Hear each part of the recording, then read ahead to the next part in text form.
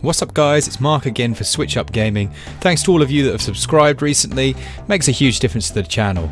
Now on to our latest game, and here we have a little known game by my favourite developer at the moment, Infinite State Games, who also brought you Rogue Aces.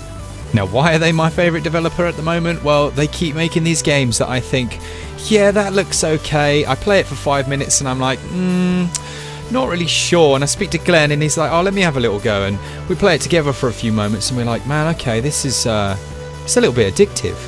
2 hours later and we're there charging for the high score that the developers have managed to get, which is something ridiculous like 222,000, bearing in mind my top is 60,000 at the moment, and you begin to understand why I love this developer. Now not only are they making these incredibly addictive games, they're very reasonably priced. So does Don't Die Mr. Robot live up to this? Or does this one just die? Let's find out.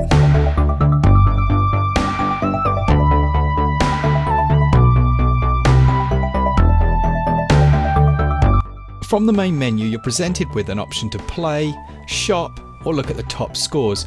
There's also a few sneaky little options in the options menu that I'll go through later on that were a real pleasant surprise to see.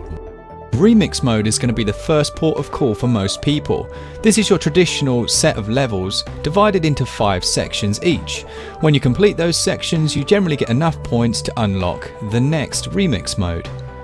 These range from the pretty simplistic survive for a set period of time to the much more tricky survive within a specific area for X amount of time.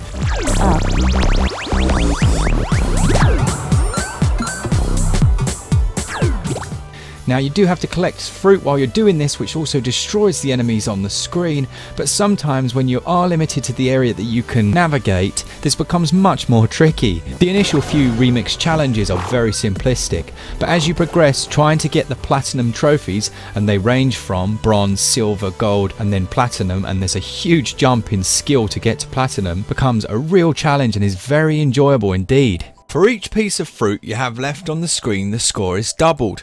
You can imagine then that leaving the fruit to gradually fill the screen becomes increasingly delicious. However, dodging the enemies while keeping the fruit there isn't as easy as it sounds.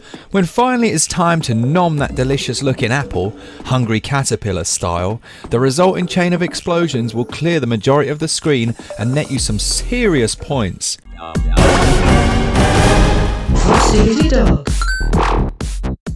In exploding enemies, you also relieve them of their pocket change, filling the screen with a slew of golden coins, which you should grab up faster than a donut at a Weight Watchers meeting, because those things only last so long before they disappear. With the right trigger button, you can reduce the sensitivity, which makes navigating the ever busy screen much more easy. Upgrades. Everyone loves upgrades. They can be purchased from the shop at the main menu screen. All those lovely shiny coins you grabbed? Well, now's your time to spend them. You can visually upgrade your ship as well as buying useful upgrades. These range from shields to speed boosts to a magnet. And yeah, that's pretty much as far as it goes for the upgrades. As you upgrade these 3 times, you go from the weak version to the strong version, and they cost about 10 coins each. High scores are logged, but there is no online scoring system, which upsets me greatly, considering I currently hold the SwitchUp record of 66,000. Sorry Glenn, I had to get it in there. I have already tweeted the developer though in the hope that they can add this at a later date. If you're listening to this guys, you are amazing, you've made a great fun game, but it definitely needs an online scoring system. The other modes I haven't really mentioned are chill out mode, which is a super slow motion mode where you move at normal speed. The music is super chilled and you can just do as the title says, relax, Neo style, dodging all the enemies with ease.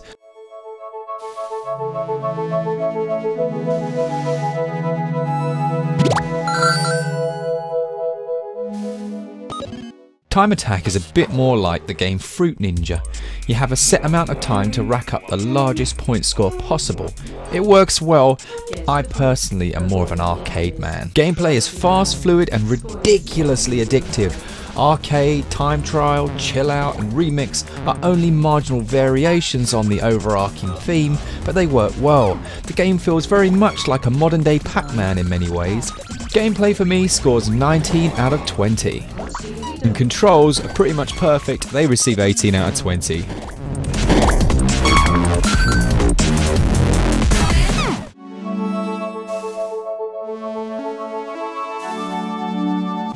Music and sound is good enough. There's nothing exceptional here, but I do enjoy the tunes. I think they work really nicely. One thing that the developer has done that I haven't seen done on any other Switch game so far is add the ability to turn down the HD rumble. That alone in my book makes this music score better than it otherwise would be, because having that ability is something I haven't seen in any of the other Switch games, and sometimes that rumble's just absolutely bonkers. It sounds like you're up to something very strange in the other room when it starts vibrating at that frequency, and having the option to turn that down, it's just perfect. Overall though, the music is really enjoyable. There's nothing, like I say, stand out. The sound effects work nicely. I did enjoy the slight voiceovers at the start of your round from the lady, and when you do certain chains, she announces it in a nice way.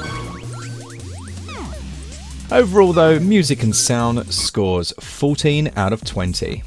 Initially, I have to say I really didn't like the graphics. They certainly do nothing to really sell the game from a first impression standpoint. I almost wrote it off as a mobile phone port. The plasticky looking main character looks a little like a sketch you might see scribbled on a school desk. You're gonna have to trust me on that one. You can change his appearance slightly by purchasing a silly hat or a bow tie, but it does little to change his overall look. You can unlock a couple of different characters using your coins, and I must say some of them look much better than the default. The enemies are equally gaudy in colour and are a mass of carbon copies in different shades of whichever colour you care to shake a stick at. Compared to the main character though, these resemble a Leonardo da Vinci masterpiece. I'm sorry devs, I just do not like the look of that main guy. The backgrounds scroll as you move, which also takes some getting used to. Graphics in general look like somebody raided clip art on Windows 95, so graphics receive 10 out of 20. In terms of value, the game offers arcade, time trial, chill out and remix modes, as well as a host of upgrades, albeit a little thin on the ground. It does offer very good value for money. It is a game you can spend 5 minutes or 5 hours playing. Here is hoping for the almost essential online leaderboards in the future, but as it stands, beating the scores of your friends, hopefully even the developers themselves, offers a good amount of challenge and longevity. The trophy system is quite standard but works well to incentivize repeated play. Expect to take a while to master the gameplay here, but when you do, you'll be totally hooked. Value scores 15 out of 20.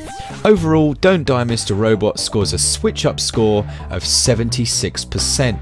As you saw, the gameplay was absolutely incredible, but the visuals just didn't do the game justice. A 2D pixel art style would have been perfect. As ever guys, thank you so much from Glenn and I. The last review I did received some lovely comments, and I'd love to see more down below. As always from me, Mark Walker, keep it Switch Up. Cheers guys!